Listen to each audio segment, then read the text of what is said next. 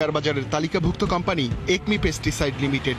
এখানে আছে বিঘার পর বিঘা জমি, যেখানে চাষ হচ্ছে মাছ ও পালন হচ্ছে গরু। দু একটি পুরনো একচালা ঘর দেখা গেলেও আধুনিক কোনো কারখানা বা স্থাপনা চোখে পড়েনি।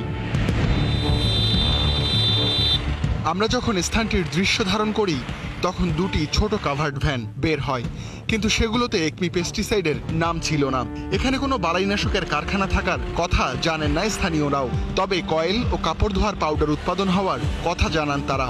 আর এই কয়েলের তেল দূরাবি আর ফুসকুনি দিতেছে অনেক কি মানুষের মাছ চাষ করে গরু ফার্ম কয়েল ফ্যাক্টরি এটি আগে থেকে অ্যাকচুয়ালি এলাকার মানুষ কোনো কাজ কাম করে না, যাই দু চারটা করে এবারে দিই আবার বেতনটা তো ঠিক মতো দেয় না। এবার দেখা যাক কোম্পানিটির প্রধান কার্যালয়ের অবস্থা। ঢাকার শ্যামলীতে হল ভবনের তৃতীয় তলায় নিবন্ধিত ঠিকানা। ভবনের বাইরের দেয়ালে সাইনবোর্ড থাকলেও অফিস খুঁজে পেতে ঝামেলায় পড়তে হয়। তৃতীয় তলায় একমি পেস্টিসাইডের কোনো সাইনবোর্ড নেই, তবে একই মালিকের আরেক প্রতিষ্ঠান সিনহা সিকিউরিটিজের দেখা মেলে, যদিও সেখানকার কর্মীরা পেস্টিসাইডের অবস্থান জানাতে অস্বীকার করেন।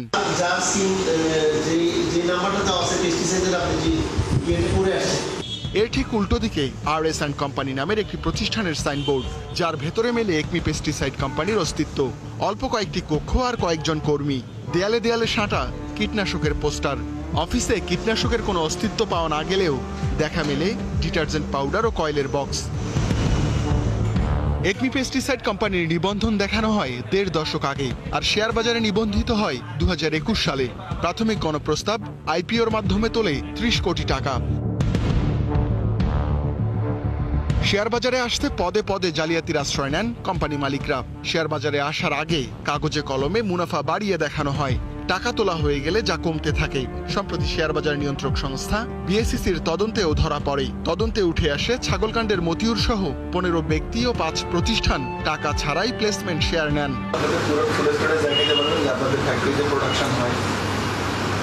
আমি ওখানে বললে আমরা ওখান থেকে আপনার ভিডিও কালেকশন করে দেখাতে পারবো ওদের মোবাইলের মাধ্যমে। ওখানে যে দেখছে সে হয়তো ভুল ইনফরমেশন দিচ্ছে, ওখানে আমাদের আরও অন্যান্য অনেক কিছু আছে।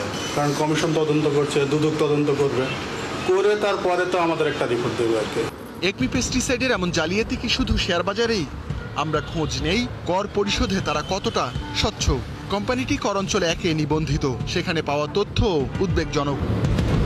গত 10 আগস্ট কোম্পানিটিকে একটি চিঠি দেন তৎকালীন অতিরিক্ত কর কমিশনার। তিনি উল্লেখ করেন 2020-21 থেকে টানা 4 কর বর্ষে রিটার্নের সঙ্গে উৎসে কর পরিশোধের কোনো প্রমাণ অর্থাৎ পে অর্ডার চালান জমা হয়নি, কিন্তু লেনদেন হয় প্রায় 500 কোটি টাকা, যাতে 5% করে প্রায় 25 কোটি টাকা উৎসে কর প্রযোজ্য।